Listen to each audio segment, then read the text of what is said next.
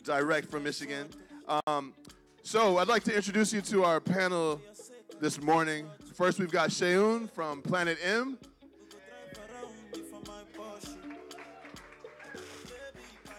We've got Philip from the P3 group. Next, we've got Larissa from Audi Innovation Research. Thank you. And we've got Matt from Forcia.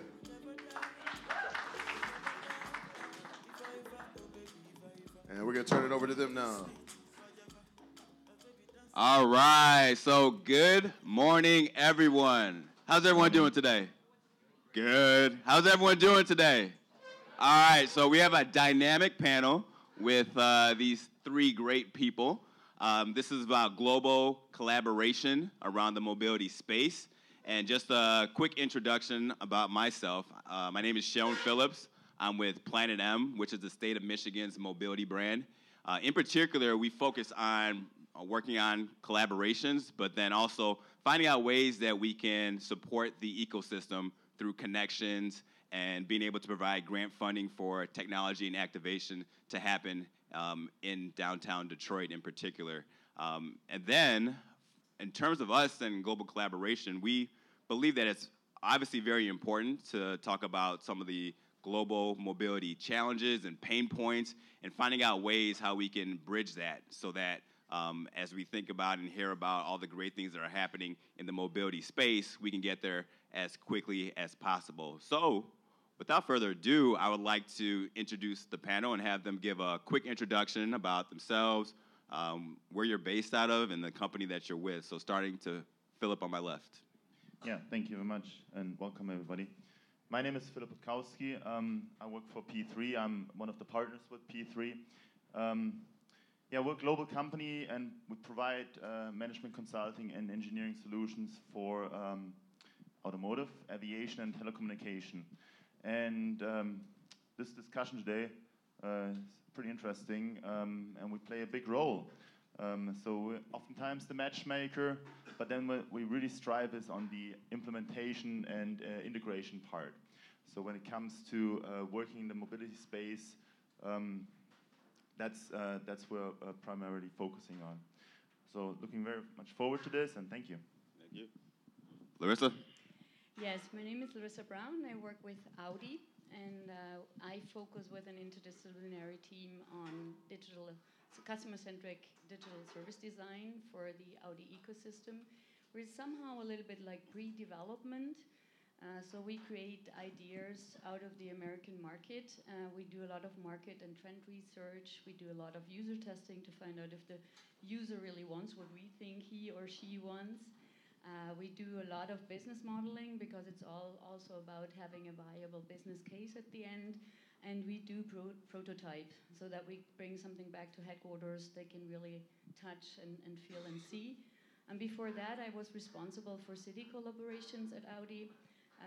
I created a biennial award, and we were talking a lot with architects, city designers, city planners, cities themselves, and it was very interesting, and it was, I think, one of the big highlights of my career, because it was, even though we would speak English, we would speak probably different languages, because a city talks a totally different language than like an OEM as Audi, and then also architects talk a totally different language that we did, so we were like bridging in between those worlds. And I'm looking forward to the panel because I think urban mobility is one of the pressing challenges we do have in front of us and also already today.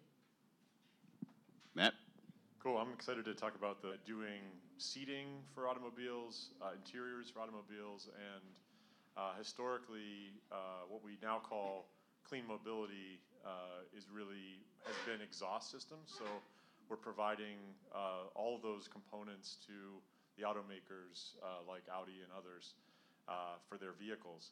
About 1/3 of the cars in the world have our stuff in them, so we're have a big presence. What we're working on now and what my role is to help think about the future of mobility, in particular trying to make mobility cleaner. So how do you have less impact on the environment and on the world and on energy through people and things moving through the cities and spaces in our world.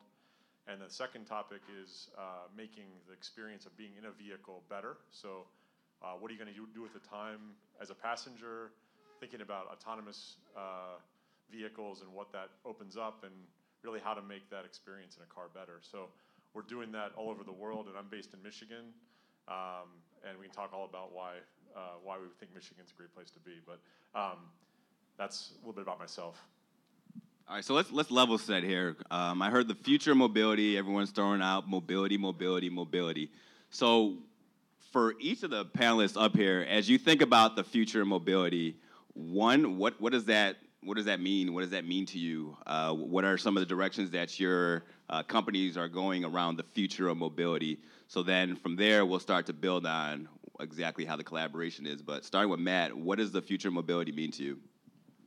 Okay, so you probably can go to 4 or 5 or 100 panels on that here in Austin this week. So I'll try to be succinct. I think one of the things that's happened is we have a lot of technologies and business models that have opened up a lot of new possibilities. So historically, mobility was limited just in the fact that you couldn't have cars driving themselves. Now that's a technical possibility. Things like mobility as a service solutions open up new possibilities. If you've been walking around the town here, you see all the scooters, which depending on where you're from, you've already seen those, or maybe you haven't, but a lot of new solutions like that. So I think when I think of new mobility or future mobility, really it's just having more possibilities is the first element. But what for SIA and what I'm personally trying to do is figure out not just what's possible, but what actually makes things better and what is a better solution. So I think ultimately some of the things we're seeing are good experiments that may not emerge exactly the way they are today in their final, final way. But that's for us specifically making things cleaner, and then again having more value from the time spent moving are kind of the two things that are driving us. Larissa? Yeah, I think for us it's quite clear, and it's a total disruption of our actual business model right now, because what you just mentioned, Matt, as well, is like this more option mobility as a service. So we need to get around of not only producing cars anymore, but providing mobility, which is not easy. It's a cultural change for us, really a deep one. But we're facing it, and it's going to be probably 100% electric, and we hope it will be autonomous, because that opens up a total new range of possibilities of services we can offer. And we have something we call the 25th hour, because you all probably got stuck in traffic. I have done that a lot. So you're losing time commuting maybe in the morning, and then if it's autonomous one day, it will hopefully bring back some of those lost moments when you're commuting. And I think there is a great area in there where we can think of a lot of ideas and possibilities to make it fun to get from A to B, and not to think it sucks to be really stuck in traffic. What about you, Philip? Yeah, so I think there's a couple trends that I think nobody will really debate. One of them is definitely that the OEMs are expecting a decline in vehicle sales. Owning a vehicle becomes less attractive. People are more concerned what smartphone they have than what car they drive, especially at an early age. So this is, I think this is something that we'll experience. But I want to talk a little bit more about the technologies. Why is it really changing now? And I think it's because of 3 major technologies, and some of them were already mentioned here. So electric mobility is nothing new. But now we're at a point where automotive OEMs are really pushing that. There's some major investments into battery manufacturing sites and whatnot, and there's a big push for that.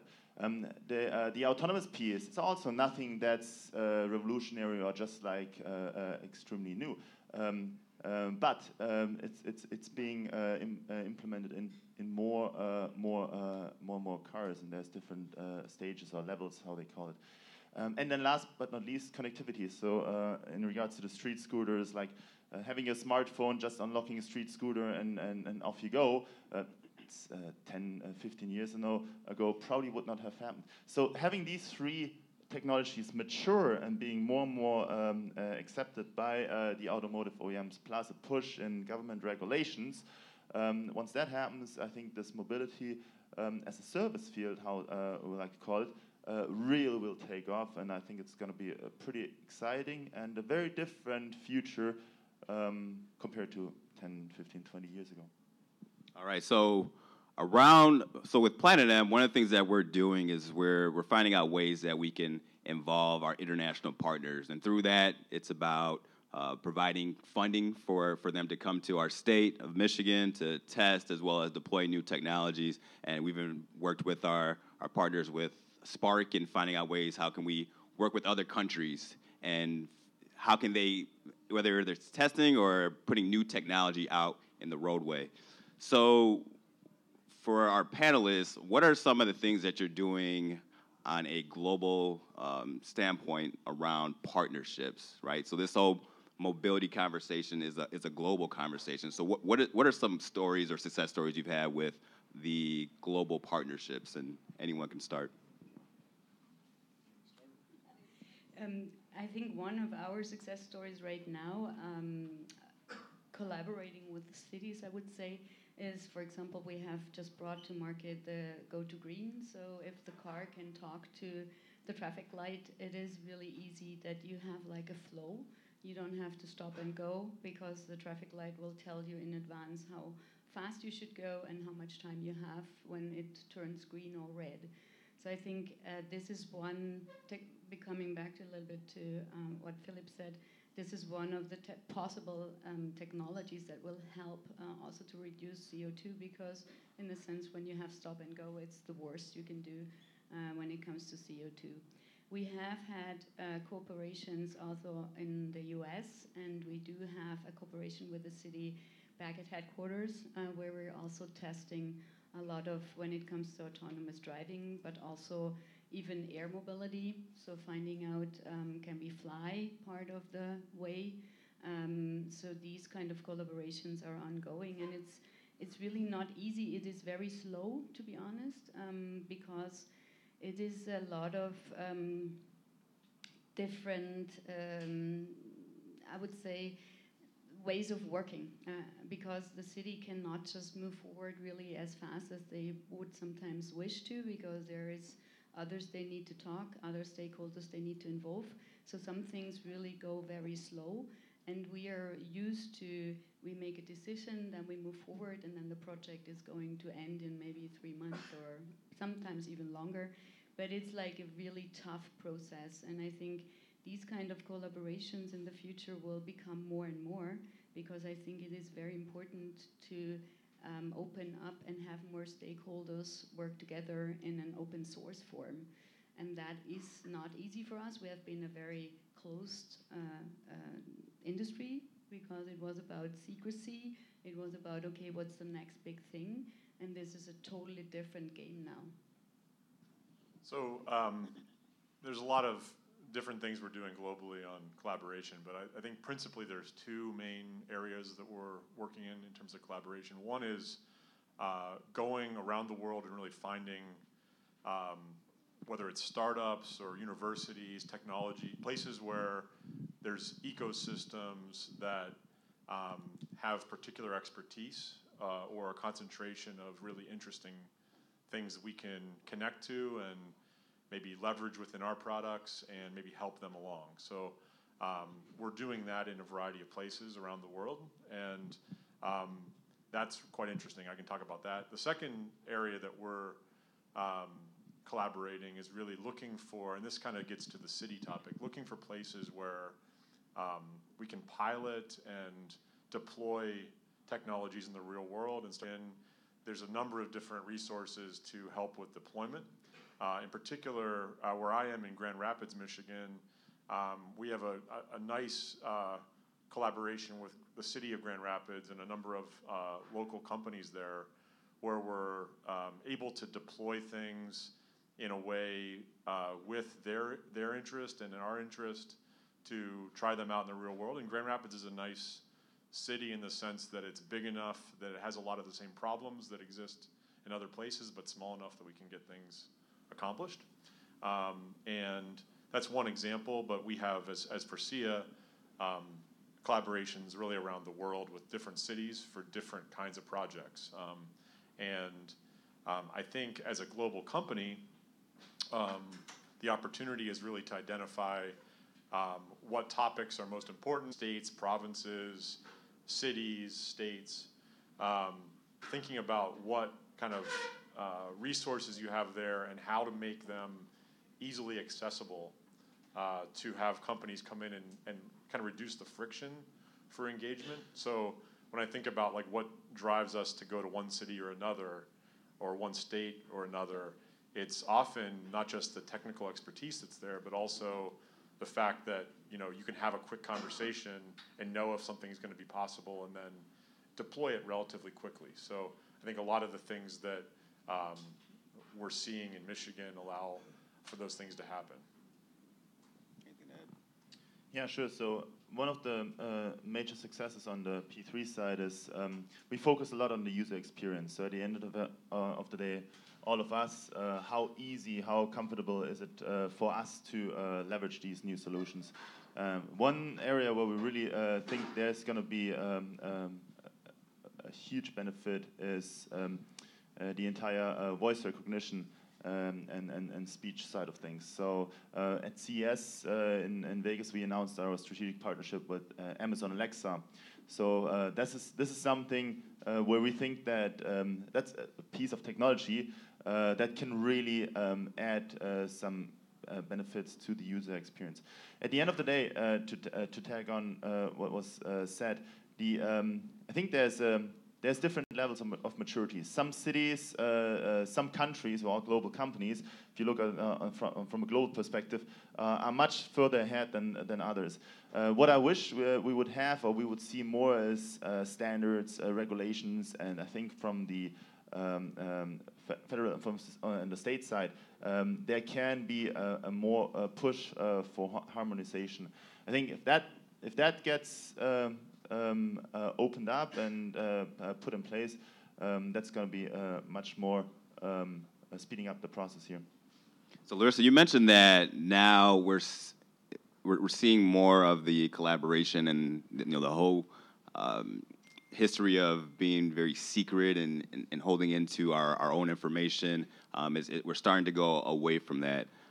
What are some of the challenges that you see with the collaborations, or trying to do the collaborations? I know one of you mentioned with city, you're going from city to the Department of Transportation to a different jurisdiction as you're on the same roadway. So what are some of the challenges that you have seen around collaboration, starting with you?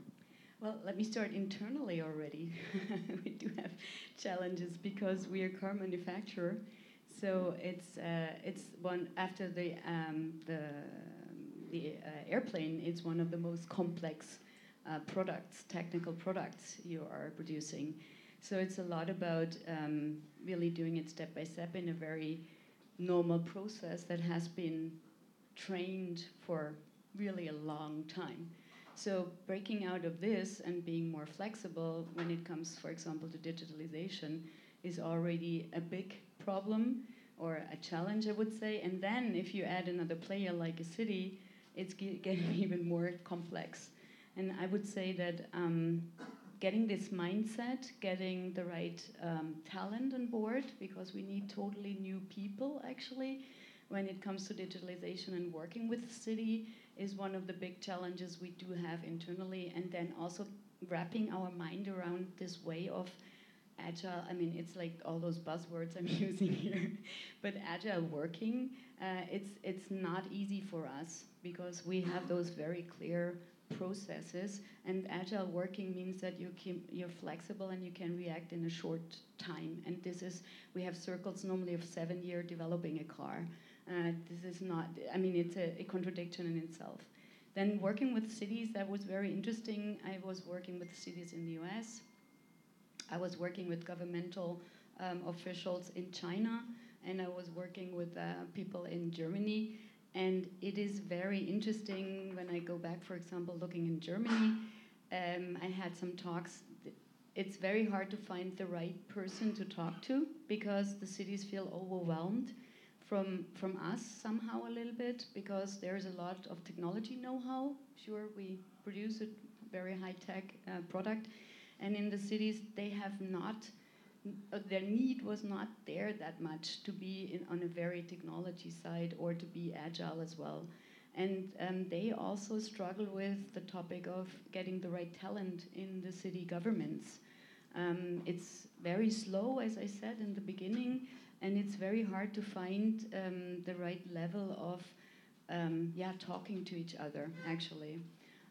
For example, when we were talking to Ingolstadt, that is where headquarters of Audi is in Germany, you have a lot of people there that are in the government already for, I would say, 20 to 30 years. So they're used to their regular routine daily. And now suddenly this thing called digital comes in, and then you see that the infrastructure is not ready. You see that the city planning is not really going towards really making a smart city. You have a mayor that wants to push forward, but you have also other parties that might think digital is maybe not the way to go. So there's a lot of politics going on, and it's hard to bridge that all the time. But you also find, and that's what it always needs, people that really want to do that. And I think that's the big thing. You have to have big people that are really convinced and that are moving forward and pushing for the topics. So are you saying that there are people that are just stuck in their ways that do not want to change? And if so, how do we get that change to happen? Well, change always makes people a little frightened. I mean, change is always something that makes you uncomfortable because you're leaving your comfort zone. So some people are more, they tend more towards change, and others just want to have it as it has been the last 100 years or so, you know? It also is a mentality thing and a cultural thing. I think I just had a talk with a friend the other day. Like, when we build a house in Germany, it's for the next 200 years. So it's a little bit this mentality of very sustainable and really long-lasting. And I think when it goes to digital, and that's now also like designing those digital services, you can sometimes do this in, like, I would say, if you're really fast and don't do too much user testing, 2 to 3 months or even faster. And that's a real challenge to change that mindset. We're starting to have different programs in the company, actually, where because we see also the need from younger generations coming into the company. They don't want to work in those hierarchical structures anymore. They want to feel responsible for the topic they own. So in a sense, we need to move as well on the HR side on that one. So it's not only about technology or talking with cities, it's also we have to have the right people on board. And for us, also collaboration is not an easy thing. I mean, we had collaborations with other companies before when it comes to technologies, but these are totally different ways of collaborations. And we tend to have the attitude we need to do everything on our own. And this has to change because this is not going to work anymore in the future. Matt, Philip, are you seeing the same challenges? Yeah, so like I said before, we work with two of the major stakeholders in this entire environment. One, the city, and the other side, the automotive OEMs. And I think what we experience on the city side and on that side, I think there's a need for education. And a need for to smarten up on certain topics. We spoke about e-mobility, autonomous, connected vehicle technologies. This is fairly complex, but needs to be understood very well when you're talking about implementing a test fleet in the first step into the city of Austin or somewhere in Michigan. That is something that the automotive industry had multiple, 10, 20 years to smarten up and to go into. When you talk to the city folks or state folks, oftentimes they haven't had that situation where they were able to ramp up and learn about these technologies. So I think on the one side, this educational piece comes in, then I think that will help. On the automotive side, if you look back, the automotive industry has been, over the years, been very much driven by competition and competitive threat. So this is changing. Yeah, automotive OEMs one day, just like you're holding your smartphones, the car itself will become a commodity. Right now, but nobody cares whether the Uber that picks you up is a GM, a Ford, or a Mercedes. Yeah, it's secondary. We'll see the same thing that we saw, or that we have with the smartphones happening to the automotive industry, and it's going to become a commodity. Now, from our perspective, working with the automotive OEMs, what we see as a challenge is that most automotive OEMs have not figured out yet the positive business case behind all these mobility concepts. So yes, there's announcement like BMW, Mercedes partnering up in Europe, and there's good stuff happening left and right. But the fundamental, how do we make money with this? After having sold for 100 years vehicles, where the business case is quite easy, that is not really quite there. And I think that's a challenge that we see. Once that's figured out, I think, like I said before, things are going to speed up very fast. So just succinctly, I think one of the biggest challenges is goal alignment. So if you just look at what a city cares about, like they don't care about, as a corporate, they don't care about our technology. They don't care about our business profits. They're trying to, I mean, if it's an elected official, they're trying to be reelected. If it's a career person, they're trying to make sure that they don't create some big problem and hopefully in the process solve a problem that they have. So they have some specific goals in mind for these deployments. It might be to try something out and learn something, but I think like any kind of collaboration, it takes, figuring out what everyone's trying to do. Sometimes we're working also with startups, right? So you have a big company like Forcia or an OEM, you have a city, they have different goals in mind, and then you add a startup that might have 6 months of funding to get something done that can tell a good story to their next round of investors. So these are really complex deals and structures to get done. So this comes back to like why having some, identifying some locations where you have opportunities to collaborate, where you have individuals in the city that are open and interested in collaborating, you understand what their goals are, and you can be very open and honest about what you're trying to accomplish. That helps to kind of accelerate collaboration so that we're not, trying to, strike a deal that takes 18 months to get done, and in that time the startup goes out of business because they, are now onto something else. So I think, this kind of, open, thoughtful thinking about how you collaborate and not just, you can have win-wins when people's goals are slightly different. My goal might be to learn, might ultimately be to develop a business. The city might want to try to solve a particular problem, and in the process, you can find ways to do that. But that, to me, is like the real creative challenge in here is the kind of alignment and understanding of everybody's interests as much as it is the creative thoughts about the technologies that you're deploying. I'd like to add one thing because it's also about transparency and communication. Because when we were working with the city in the US, they had to have a survey with people living there. And so you got another player, which is who is a very important one, the citizens of the city.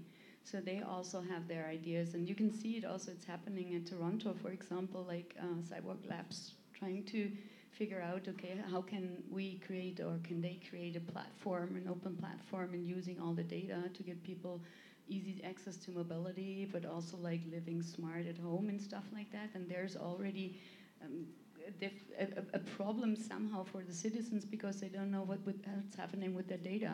So my experience was also like this, the more you open up and the more transparency you communicate stuff, people are willing to follow, even those who might have maybe a problem with all the technology coming in and hopefully helping us a little bit in the future, because I see the advantage very much in maybe having access, for example, handicapped people having access to mobility much easier, getting from A to B, even though you're blind, for example. If with an autonomous car, it's easier for you also to move around. So I see also the good sides, and I think we need to have more of this dialogue going on and being maybe also more transparent, and that is probably one of the big challenges of the future. Yeah, so you mentioned the citizens. How are you guys involving the citizens when we're thinking about collaboration? How are you involving the citizens in that conversation? I mean, there are a few ways. I mean, one thing is that there are a number of different grants and funding sources that are trying to solve societal needs, address mobility for populations that are underserved, or medical transport for people who live in rural areas. These kind of topics are being driven by problems that are understood by state, city governments, et cetera, and they're trying to figure out ways to do it. So in some ways, the topics that are getting supported and funded are already taking into account some of the input from the community already. But I think in the course of pilot projects, in most of the ones I'm aware of, there are kind of direct surveying mechanisms and observational research and kind of behavioral research that's part of it to understand, because most of these things, what we're trying to do is really understand and then develop further what's happening. And then thirdly, there are community engagement, reach out things with a lot of these projects to help share what's happening and understand where it's going. Specifically, we're looking at putting autonomous shuttles. We're going to be putting autonomous shuttles in Grand Rapids. And there are a number of activities around that. One is around accessibility, so looking at how to make them more accessible, and for next generation solutions, what is the specific accessibility challenges. We're also going to be looking at everyone's behaviors and interest and use of those vehicles as we go along. So there's been some conversations already, kind of pre-deployment, and then as it's being deployed, we'll have continued conversations around those as well. I know we've mentioned a lot about the cities, but for the cities and Department of Transportation that are truly on board,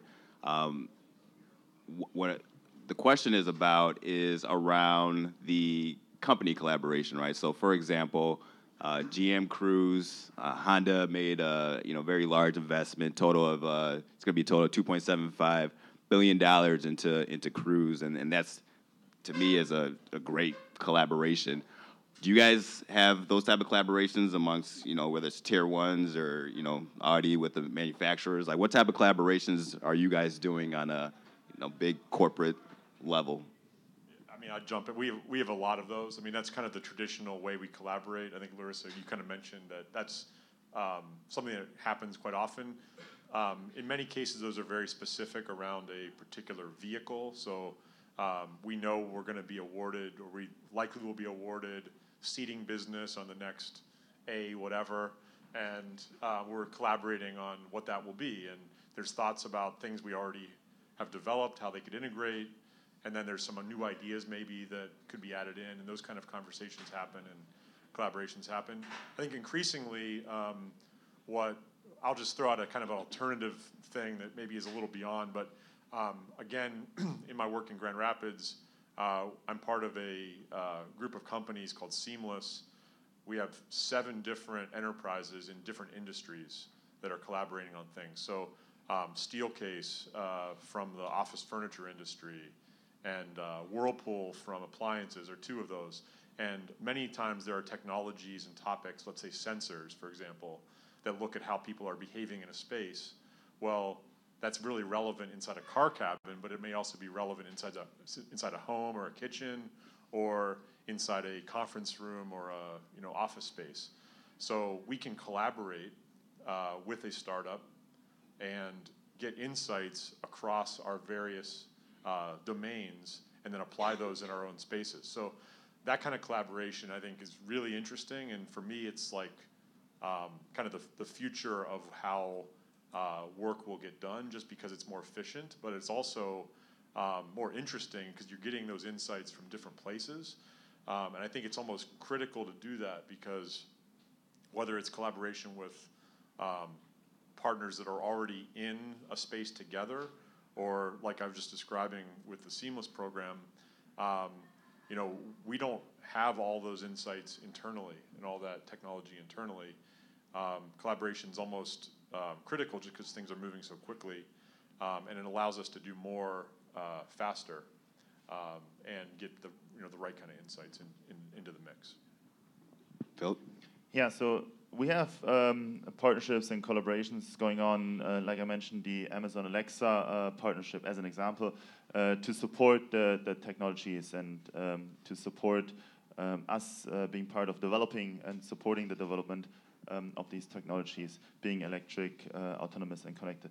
Where we really enjoy coming in is when it comes to the strategy piece. So defining, okay, we have we're starting very early with a city or talking about a certain mobility program, defining this program early on, and then advising on who would be the right stakeholders to bring in, which vehicle would be best used, what other firms to engage.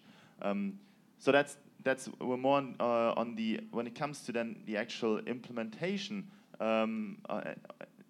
we play a role, but before we're more part of the advising on the best partners to meet the objective here. Yeah, for us, we have started in Germany. It's a company called Ionity. There's all working together over different kind of companies on creating an ecosystem for EV charging, because that's our big thing at the moment. We bring the e-tron to the market. We have launched it. We will bring more electric cars over time. There are 2 or 3 more coming in our product range till 2020. We work together here in America with Electrify America, because we think it's very important that we get away this, that we give the customer peace of mind that like driving an EV is really fun and that you can charge wherever it is. And I think these are the first really bigger collaborations, I would say. We do have also collaborations on our side. We had startups working with us, and they come back to what you said, Matt. It is a cultural shock for both sides, to be honest. Like our lawyers talking to a startup and they trying to figure out how this contract could work. So there we had lots of challenges in there, and it's really interesting to see how often we have those problems actually in moving forward. We want everything to move forward, but then we are like thrown back by legal issues, governmental regulation, and stuff like that. And I think with the supplier side, there's a lot of collaborations actually, and there's a lot of suppliers already tapping into this mobility issue, and suddenly they become our competitors. That's also new for us, because before it was not that they would build cars, but when it comes to mobility, you suddenly have new competitors there, because our suppliers are very smart people as well. And they will figure it out when it comes to mobility. And we do have new competitors out there, the big, like in China, Baidu, Tencent, and the big players here. So we're trying to collaborate with them as well. We have a collaboration with Amazon Alexa as well, and with Amazon when it comes to home charging. So it's a totally new ecosystem that is starting to come to life. Yeah, so what are some things we can do to improve that relationship with startups and make it easier for them, right? So you guys have all mentioned that, but what can we do to increase that collaboration? And for those that are looking to collaborate, but it's a difficult thing when you're working with a company of your sizes. So what are some tangible things that can be done? So for me, I mean, I mentioned this Seamless program. I think it's indicative of what makes sense, where you have a commitment to work quickly. So we're going to, essentially try to do something. If we're going to engage, we're going to try to do it, within 12 weeks and make it happen. Do something that actually has meaning. So have a learning that, if it's positive, leads to something else. And if it doesn't, you can say that it doesn't and walk away, and everyone understands why. As I mentioned, having multiple avenues to engage going forward. So if there's 3 or 4 companies that are interested in something, the project can lead to something else. I think generally speaking, what startups don't want is having, meeting after meeting after meeting. And in big companies like any of ours here, it's very easy to bring another set of executives for another meeting, and present basically the same presentation, and then have Martian language, right? It's like they're not going to be around, like I said before. So what you really want to do is empower your teams, and wherever in the case of us, the people who are in Michigan or people who are in Tel Aviv who are engaged with these conversations, to be able to identify something that can happen and a way to move it forward. Doesn't mean you're not alerting your team back at the home office of what's happening, or sharing something as possible, but my approach to connecting them back to the home office is really primarily about saying, hey, we engaged on this, here's the outcome, and wouldn't it be great to do this next thing? So instead of sending a PowerPoint or a initial introduction, we're sending kind of a rough prototype or some experiment results that says where it can go. And when we say no to a startup eventually, it's because we have some insight from that work. It's not because we couldn't get the meeting scheduled with the person that's the decision maker. And I think that's really critical. I think it's very important that we decentralize, so that we have hubs that are empowered to work with startups, so that you can maybe get away from too much bureaucracy sometimes at headquarters. And I think that's a process we need to enforce more. We need to empower more. Also, giving budget and say, okay, here's the budget. You go ahead, come back in a year and tell me what you've done with that budget. And really let the freedom of try and error as well. Like really fail, stand up and walk, and go the next step. So I think that is this, from my perspective, having worked in the innovation field really for a long time now. I think that's the only way to go, because if you bring the startup back to headquarters, it's probably dead before the project ever evolves. So I think a lot has already been done, especially on the automotive OEM side, bringing up incubator programs and specific roles and departments that focus on the startup scene. So that's great, and I really appreciate it, and I think we're on the right track there.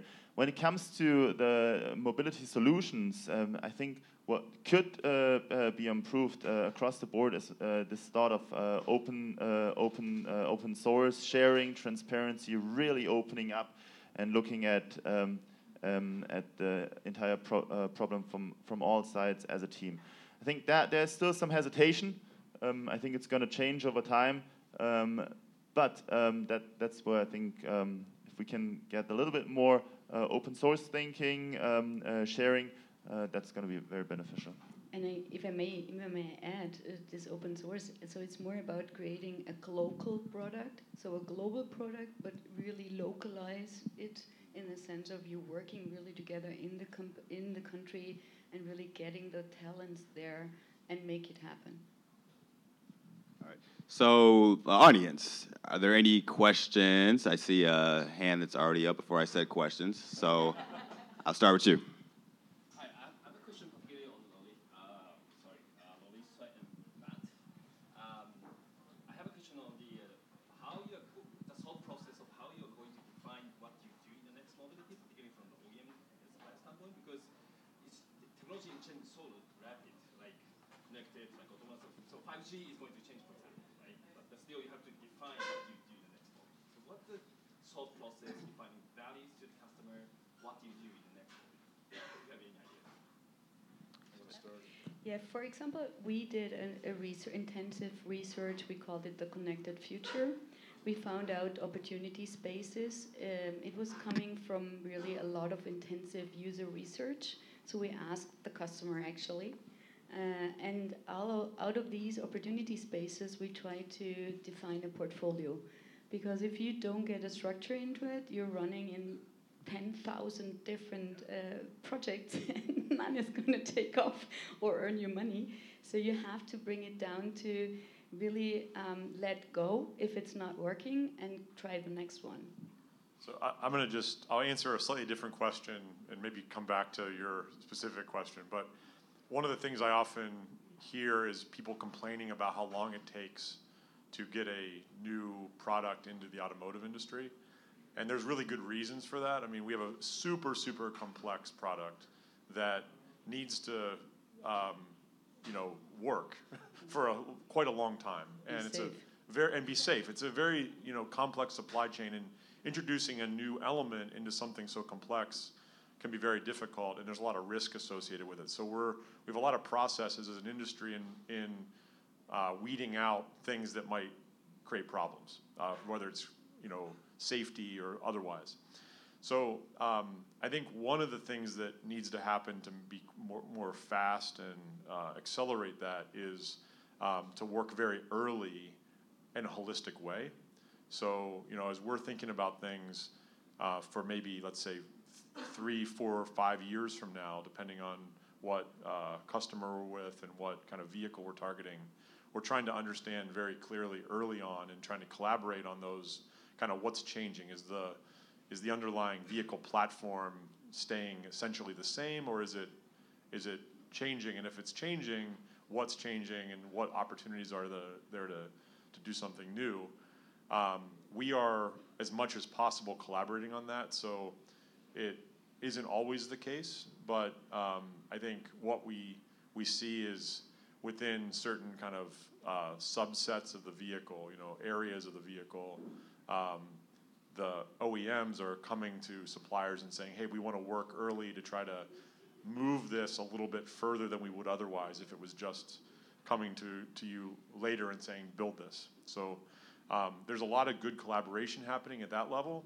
And then as you think about modifying platforms or actually creating new platforms, going to electric vehicles, for example, it opens up lots of possibilities to rethink things that otherwise wouldn't be rethought. So an example would be like the HVAC system in a vehicle. That's a big space that's kind of taking up a lot of room in the car that blocks a lot of other things from happening. And if you change that, for example, or if you go from internal combustion engine to electric, you have a different platform for where things are. It opens up more possibilities. So the more of that potential there is in terms of these new platforms, the more opportunities for early collaboration there are, and then we can actually make these changes happen. And if I may add, if we even go into autonomous driving, you suddenly have a totally new vehicle in hand, because the interior will be the most important part, maybe. So you can suddenly do things you have never done before because you had to make sure that the driver is at the seat where he needs or she needs to be. So I think there is a huge space that's opening up. And I want to add to that, to the autonomous driving piece. And we talked about handicapped users, people that can't drive a car that suddenly have access to mobility again. But there's also on the other side all the people up to 18 or up to 16 years, like kids suddenly can, it's an entire new group that you can focus on. You don't have to drive your kids to daycare. Potentially they get picked up by some kind of an autonomous mobility solution. So my point here is when it comes to this mobility space, looking at the user and the different use cases, this is going to change. It's not going to be the people from 16 to 65 or whatever that are driving you. Add different groups to that, and that makes it very interesting. And I think we'll see a lot of these changes that are influenced by exactly these groups. Perfect. All right, so behind you, and then up here. So go ahead. The young lady in the back.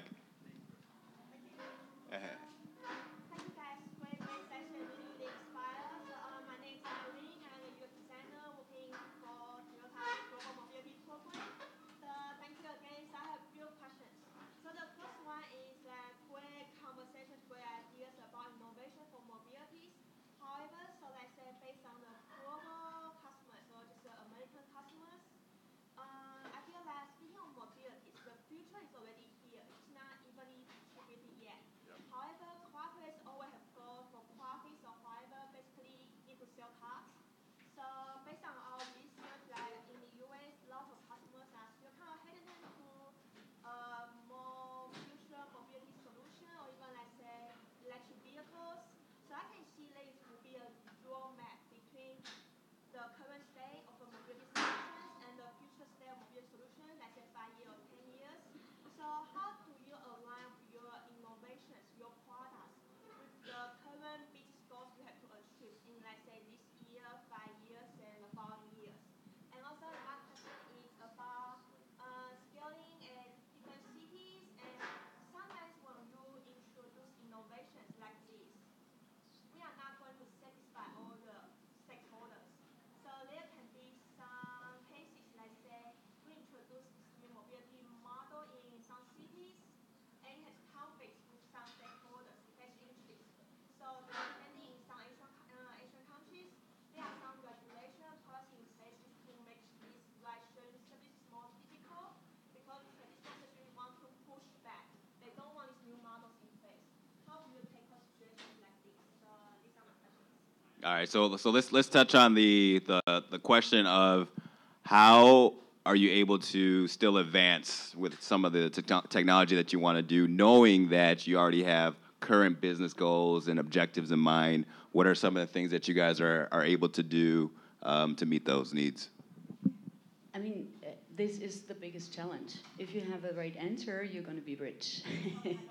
And see, and that we don't have it either yet. And I think it's fair because it's a disruption and it needs to be really, I think, carefully also assessed. It's about speed, yes, but it's also about do we really do the right thing. So I think it is somehow. Don't get me wrong, but it has always been a challenge to get new innovations into the company. And so we had always to struggle with how do we really get innovation back into our car. Now it's going to be how do we get innovation back in something called mobility. And this is even more challenging because selling a car is easier, to be honest. Yeah, and you get much more money out of selling one car than selling one service. So this is the huge challenge. And I think there is no question if we should do it. It's more like how fast can we do it? And we haven't. And I would probably talk, even though the other OEMs are not present here, I would say I would talk for all of us. This is the huge challenge we all face at the moment. And if I look at Uber, for example, they're not really earning money right now, but they're going for it. So I think it's this, just like get over yourself and go for it, and just like hope for their technology to hit in at one pace, because if autonomous comes, a lot of things will change. And I think that is what we need to do. And coming back a little bit, we're always forgetting about the human point. We need to also rearrange our structures. So this is also, for me, a very important point when it comes to innovation and being ready for what is ahead of us.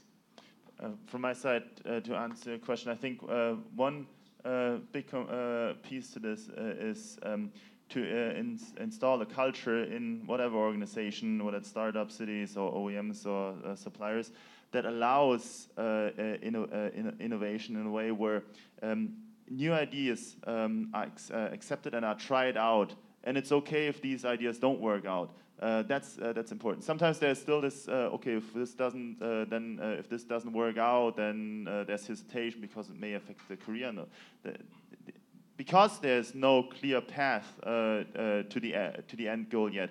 It is very important that this is accepted. That yes, we'll try out 10 things, 20 things, and 19 may fail, but this last one is going to work. And then if you fail fast, of course. And I think that's something that's important here. All right, go ahead. Thank you. I think the themes of innovation and collaboration are very important, and in order to get people on the same page, it's important often to have people working off the same set of facts.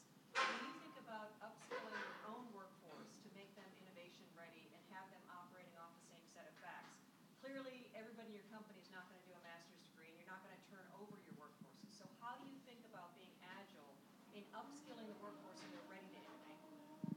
So I'd like to repeat. So the question is, how do you become agile in upscaling the workforce in your current needs? Yeah, that is a huge challenge. And just, for example, I can give you one example. just like showing what we're trying. Like development of engines is a very complex thing. Now we're going electric, it becomes less complex. So suddenly we have all those engineers trained to be engine engineers. So we set up a program to re-educate them with a university, and we're quite successful actually. And suddenly you bring those petrol heads into thinking of batteries. And I think this is the way to go. You have to rearrange your staff because we have very intelligent and very smart people in the company. We have 90,000 people working for Audi worldwide. So we need to re-educate some of them. Some of them might not like it, and then it's up to them. But in a way to tackle all those challenges, you need to really make sure that your staff is able to understand what's going on. And it will take time. It is not going to happen from day one. And again, coming back to this decentralization, I think you need to open up more hubs and really hire new staff, because you need to have these new capabilities just in the company, bringing back their specialty to us developing mobility. All right. Go ahead. Hi, guys. How are you doing? I'm from Brazil. I think it's a hard question, but you guys, Go ahead. can see like autonomous drive in emerging countries like Brazil, and how long to see this because the traffic is crazy. Like it's totally different than Europe and the US. What do you guys think about this, please?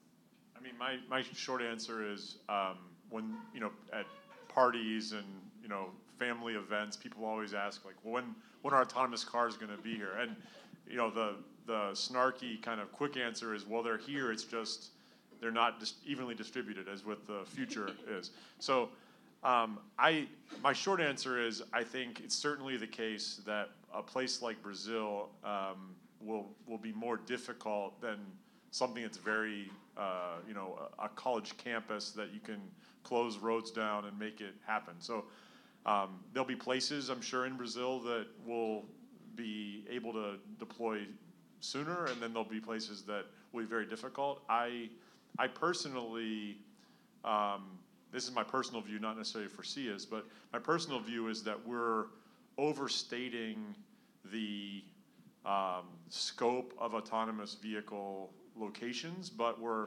underappreciating the impact they will have in the places they land. I think it's not autonomous vehicles so that you have autonomous vehicles, although some of the early ones are that, just because it's kind of neat to have them. But ultimately, where they show up and where they stay will be where they're actually adding value. And I think if you look at, and also where it's kind of lower risk and easy to implement. So when you look across the different regions and different kinds of roads and different kinds of situations, like anywhere else in Brazil, you'll find places where it makes sense. And I might add, the car needs to become intelligent. So we need to really have the AI. Because nowadays, if the car is autonomous and there's just a butterfly flying by, it's going to stop in the middle of the road. And it's not going to start and move forward again because it's not intelligent yet. So I think this is something we need to have first to really go into fully autonomous driving. And I personally believe, and that's what we're also looking into, is that we'll start seeing long distance. Because long distance makes it a little easier than like in city environment. And we will never have just one day it's going to switch and we're going to have fully autonomous vehicles only in the city. So this is another challenge. We will have mixed scenarios. And we can't come with just like autonomous vehicles and from one day to the other. And even in Brazil, there will be some. Final words from Philip. Yeah, so I think what the beautiful thing about this entire mobility change is, yes, there are threats. Yeah, just like the taxi drivers are now being challenged by the Uber and Lyft drivers, and jobs are maybe at stake here. We'll have the situation where long-distance truck drivers maybe are not needed as we currently have them if trucks are fully or at least partially autonomous. But if I look at the entire change, this is going to all happen, I think, pretty fast, and we already see some good moves here. I think one thing is clear: it won't stop. Back in the, I think it was 90s with the GM with the EV1, that stopped. I think we're way past this point. So this is going to happen, and it's going to come. It's just a matter of collaboration, innovation, successes, and then also the government regulation piece. So this train is going to come, and it's going to move that direction. I think what we need to focus on is more on the opportunity and the positive that lies behind all of that. Like we talked about, giving mobility to people that are not able at this point in time to leverage to be mobile, and that's a beautiful thing. And I think that's what the outlook is. Thank you. I know there's a lot more questions out there, but we are out of time. So let's thank Philip from P3 Group, Larissa from Audio Innovation, and Matt from Forcia. And I'm sure they're going to stick around, so if you have more questions, feel free to find them in the crowd and ask them the questions. So have a great day. Thank you. Thanks. Awesome. My next panel, funding ecosystems in Michigan, happens in about 30 minutes at 12:30. Also, we've got a full day of mobility programming, including a networking event tonight sponsored by Maven. That's happening at 6 p.m. Thanks so much. We hope to see you at that party.